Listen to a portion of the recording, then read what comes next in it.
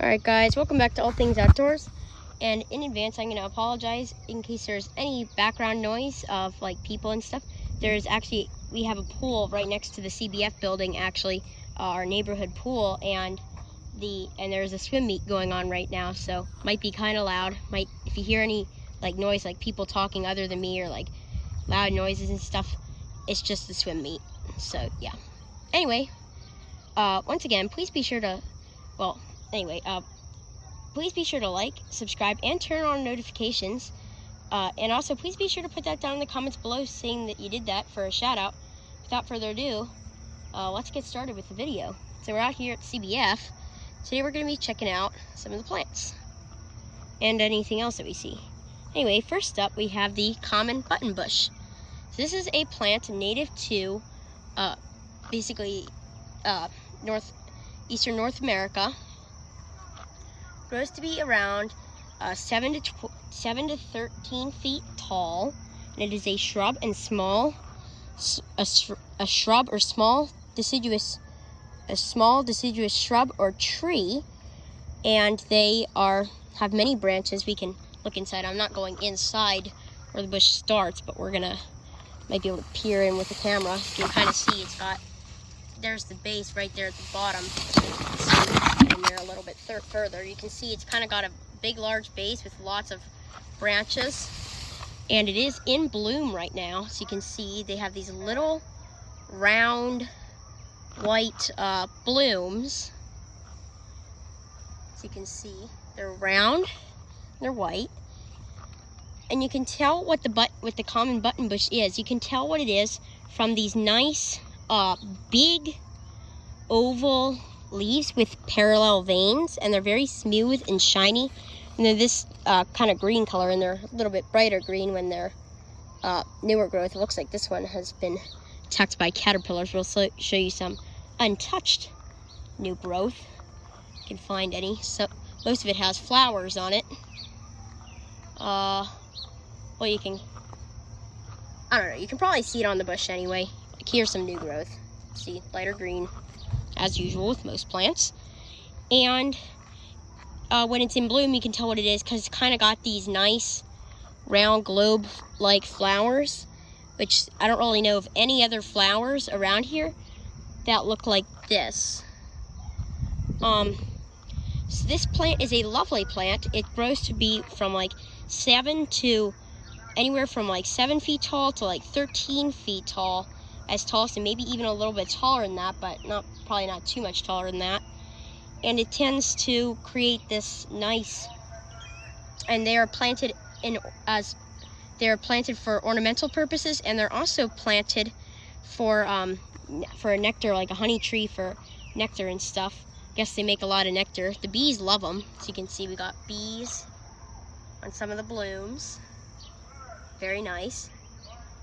There's a fly. Don't really like the fly, but oh well. And this blooms, it doesn't bloom for a whole long time. It only blooms for like maybe 10, 12 days, something like that. At the most 2 weeks probably. So it's not a super long bloomer, and the blooms themselves don't last that long, but there's lots of blooms, so they're very pretty when they're in bloom. And they also look nice when they're not in bloom. And they're used for in the garden and for nectar. And this is also a great plant if you want to attract pollinators. So if you want to attract pollinator species to your garden, then this would be the plant for you. This attracts bees, stuff like bees and hummingbirds and butterflies and all sorts of different pollinator insects. There's a bumblebee right there, actually. See him on the bloom? Yeah. So the bumblebees love this plant. There's bees everywhere around it. The bees are all over this plant. And unlike what a lot of people will think, the bees will not go after you. The bees will only go after you if you try to go after their hive or something like that. They're not just gonna randomly go out and try to sting you. But anyway, we have the button bush. So yeah, great plant. Highly recommend this plant for your garden if you want to have some nice blooms. The blooms, they have a kind of a nice sweet smell to them. I'm going to pull down a newer bloom. It might have more of an odor to it. This bloom right here is very nice. I have a good odor. Yeah, they have kind of a sweet smell to them. And the bees are all over these. Look at all the bumblebees. Bumblebee there, bumblebee, 2 of them there. Oh, one of them just flew away. I know that was a butterfly. So yeah, that's about it for the common buttonbush. Here we have the black walnut tree. This is a very small specimen, but we might try and find a bigger specimen if there's one close by. Not going to go super far just to find a black walnut tree. There's another buttonbush in there. There's actually quite a bit of them growing around in here. Nice bee balm. Bee balm's almost done blooming, unfortunately. So I'm definitely going to miss that when they're not in bloom. They got a black walnut tree over there, so we can show that one to you guys. Got a nice red honeysuckle up there. You can't really see it. It's not really in bloom that much right now. We will show it to you later. Got a nice tree here. Don't really know what it is. So yeah. We're gonna head up this way. Should be able to find it. I mean, I know where it is, though, but, like, yeah. We'll get to it. Nice southern myrtles there. There's a small black walnut tree. All the Kentucky bluegrasses. Oh, look at that. Beautiful butterfly. Oh, I don't know where it went. Oops. Oh well. Butterfly weed. Very pretty. You can probably see it in there, the orange flowers. Great for attracting monarch butterflies and pollinators. Highly recommend that if you want to plant it. Another nice southern myrtle. Oh, I see the black walnut tree. We're good. Okay, let's get to it. Nice willow oak. I love this willow oak. Very pretty, very big. Nice bush, nice and bushy. All right, so here you have a black walnut tree, another one. And, oh, spiky branches in there. Let's try and go in this way. Okay, so you can tell what it is because it's got these nice leaves with lots of leaflets. And actually, I forgot, there's another one. Sorry, there's another one that has fruit growing on it. Well, it's not really fruit. It's got walnuts growing on it. See, there's the walnut. Tell what it is. In the summertime, you can tell what it is because it's in the fall, because it's got these big walnuts, which the squirrels absolutely love. This tree is used for ornamental purposes and for its wood. It has very prized wood. Lots of people like black walnut wood. And the walnuts can be used to make dye. You can tell what it is because it's kind of got these nice long leaves with many leaflets. So you can see here, many leaflets on the leaves. And they are arranged parallel. Pretty cool. And then they got these nice nuts right here, which are green. And they fall to the ground later in the summer, and in early fall they fall too. They basically fall in late summer to early fall. And this is a fairly large tree. Very big, native to eastern North America. I'm actually gonna go over here where there's another one that'll be easier to film now. So yeah, here we can show you these leaves more easily. See, many leaflets, and they got these nice serrated edges, and they got parallel veins. And these make nuts, which the squirrels love. And this tree actually has a very unique growing habit. So what this tree does is it has a toxin in its leaves, so it's like not edible, or this isn't like an edible tree or anything, but it has a toxin in its leaves. And when the leaves fall to the ground, or when like a branch falls to the ground, leaves fall to the ground, when the leaves decompose, they release this toxin into the soil, which helps to prevent other plants and trees from growing around it. As you can see, underneath this tree, there isn't really as much growing around it. There's still a lot, but like not as much. You can see it's kind of empty. There's basically a hole where it is. It's because of the poison. And that helps the tree to grow faster and do better when it's competing with other plants. Pretty cool. Here you have some nice dog bane, and these are pretty too. Almost like, they're kind of like daisies. Invasive Chinese clover. Another black walnut tree. Got some nice blooming milkweed here. Lovely. Probably gonna head back down this way. Yeah, oh, what are those pretty big flowers? Let's go see. Don't know what those are. Haven't seen those before. Those are new. Let's see. Oh, good, there's some here. Ooh, they're very pretty. Did a recent restoration here. Pretty cool. Yeah, I don't know what that is. Well, I'm gonna try and identify this real quick. And then, oh, we got a cardinal flower. I think that's a cardinal flower at least. I don't know. But anyway, I'm gonna identify this really quickly, and then we will come back and tell you what it is.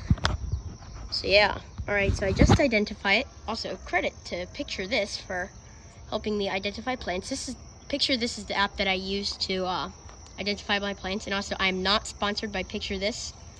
But yeah, anyway, love the app, great app, highly recommend it. But anyway, here we have the elderberry. So this is a shrub native to North America, and it's a fairly large shrub, and it gets to be pretty tall. I don't know how tall exactly, probably come out with that in another video, but yeah, anyway, kind of see that it's got, and you can tell what it is because it's got these leaves which have serrated edges, and they have many leaflets, and they have parallel veins. Pretty cool. You know, alternating, mostly parallel veins, whatever. Anyway, and and they have these nice white flowers which will later turn into berries right here. And all parts of the plant are toxic except for the ripe berries. So if you eat any part of this plant, it has to be, you cannot eat anything but ripe berries. If the berries are not ripe, they are toxic. But when they are ripe, they are very good to eat, and they have nice, you can make jams and jellies and all that kind of stuff, or you can just eat them by themselves when they're ripe. Yeah, pretty good. I've never had them before because I did not know about this plant until very recently. I mean, I've heard of it, but like I haven't found any elderberry plants near me until very recently. So yeah, I'll have to try the berries once they're ripe. And these are a great food source for birds and other pollinators. So great for bees, birds, and all sorts of other animals. Very nice for basically all sorts of different pollinators, and it's a very great and it's a good shrub to plant in your garden if you want some nice blooms and if you want edible berries. It's pretty tall. Yeah, and that's about it for the elderberry. Nice desert false indigo bush here. Very nice leaves. Come back over this way. Here we have the Morrow's honeysuckle. I'll show you another specimen that has bigger berries. Nice reeds here. Whoa, look at this. The reeds are growing up through the pavement. That's incredible. Look at that. Going straight up through the pavement. It's pretty crazy. That's pretty crazy, isn't it? Yeah, anyway, we have the Morrow's honeysuckle. This is a bush native to Asia. It is invasive here in America and some other places that are not in its native range. It is highly toxic to pretty much all animals, including humans and dogs and all that kind of stuff. It is highly toxic to basically all animals except for birds. Birds can eat the berries, and birds do eat the berries. It's brought here for ornamental purposes as it makes nice, pretty white blooms. It's not in bloom right now. But anyway, you can tell what it is in the springtime because it's kind of got these honeysuckle blooms. Sure, all you guys know what a honeysuckle bloom looks like. But they also have, but when they're not in bloom, you can tell either by these berries, which grow in pairs, but the berries are actually connected. So you can see when I pick them off, two come off because they're actually connected. You might be able to see it connected in the very middle. Got a bug. Yeah, and that's how you basically tell what it is. And they have these leaves which tend to grow in these long shoots. If you see, you can see they come out in these long branches, very long and kind of leggy. It's brought here for ornamental purposes, but it is invasive, so do not plant it. If you have it, maybe consider removing it. Whoa, look at this berry. It's like fused together. That's kind of cool. Berries are highly toxic. Do not eat them. It's okay to touch this plant. It's not poisonous to the touch. Just a normal plant to touch. And it is invasive, so yeah, don't plant it. Not really a good plant to plant. But anyway, it's going to be about all for today's video, so once again, be sure to like, subscribe, and turn on notifications. Be sure to put that down in the comments below saying that you did that for a shout out. And also, if you have any any ideas for future videos, put that down in the comments too, because I'm interested to hear, because I may be able to use some of your guys' ideas in future videos. So yeah. Yeah, and that'll be all. So we will see you guys on the next adventure.